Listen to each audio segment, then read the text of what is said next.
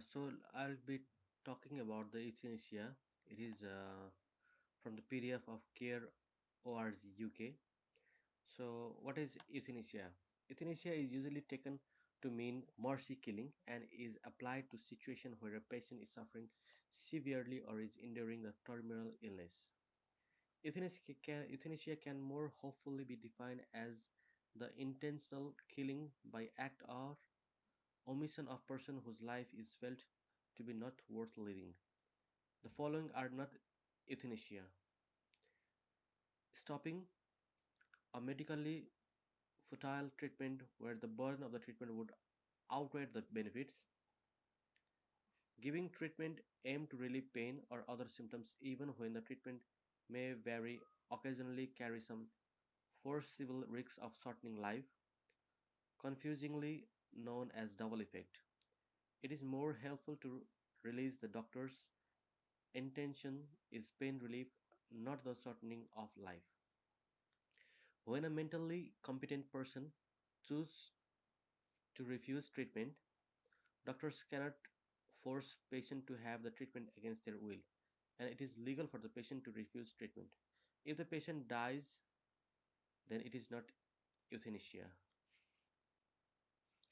Here are few useful terms: living will or advance statement or advance directive, a document prepared by a mentally competent individual wherein the person states what they do not want to receive will with regard to medical treatment and care should they become incompetent in the future and no longer able to express their wishes. An individual cannot request to have any particular kind of treatment or ask for a life to be ended. Mental Capacity Act 2005 has made this legally binding.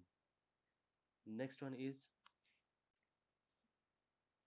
palliative care, the holistic care of patients with incurable and advanced progressive illness expected to end in death, providing physical measures such as pain management and psychological, social, spiritual support. The next one, physical physician assisted suicide, PAS. Doctors indirectly perform a lethal act assisting the patient to terminate their own life. In PAS, doctors prescribe the lethal medications which the patient swallows in case where the patient cannot take the medicine or where the suicide attempts fail. The doctor administer lethal injection.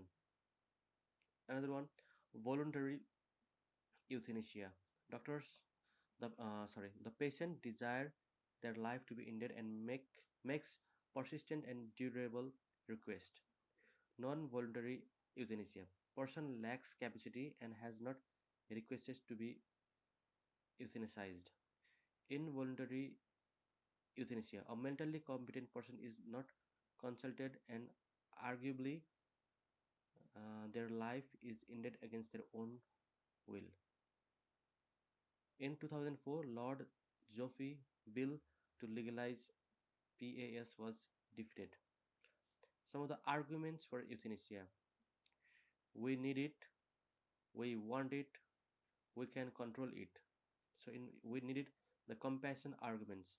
Supporters of euthanasia believes that allowing to people to die with dignity is kinder than forcing them to continue their lives with suffering. We want it. The autonomy argument. Some believes that every patient has right to choose when to die. We can control it. The public policy arguments. Proponents believe that euthanasia can be safely regulated by government legislation. The counter arguments. Few counter arguments on this. Alternative treatments are available, such as palliative care and hospice. We don't have to kill the patient to kill their symptoms. Nearly all pain can be relieved. There is no right to be killed, and there are real dangers of slippery slopes. Opening the doors to voluntary euthanasia could lead to non-voluntary and involuntary euthanasia by giving doctors the power to decide when the patient's life is not worth living. In the Netherlands, in 1990, around 1,000 patients were killed without their request. we could never truly control it. Reporters from Reports from Netherlands, where euthanasia and physician-assisted suicide are legal, reveals that doctors do not always report it. The assumption that patients should have the rights to die would impose on doctors a duty to kill, thus restricting the autonomy of the doctors. Also, a right to die for some people might well become a duty to die by others, particularly those who are vulnerable or dependent upon others. What does the Bible say? Human life. Apart from reference to the apparent ending of King Saul's life at his own request by an Amalekite soldier in 2 Samuel 1, Bible does not mention euthanasia specifically. However, it is clear that Christians' understanding of the value of human life leads away from euthanasia. We are made in the image of God, and so human life is uniquely precious. Human life is also God's gift to us. We are not the owner, but rather the stewards of it. The Bible also emphasizes the preciousness and sanctity, sanctity of human life, and there are strong restrictions on taking of life. Physical and emotional sufferings.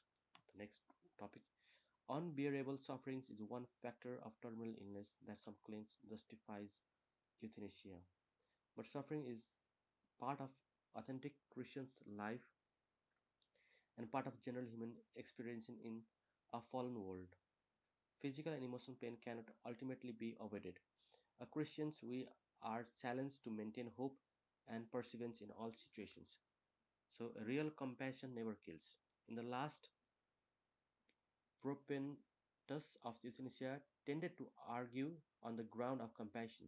Under this line of argument, it is kinder to provide someone with a means of ending their life or even actively killing them when there is no way to relieve physical suffering. However, as the palliative and social care improves, these arguments become less important. It is also increasingly clear for some hospice professionals that suffering can have a number of dimensions, many of which can be relieved. For example, through the restoration of particular relationship.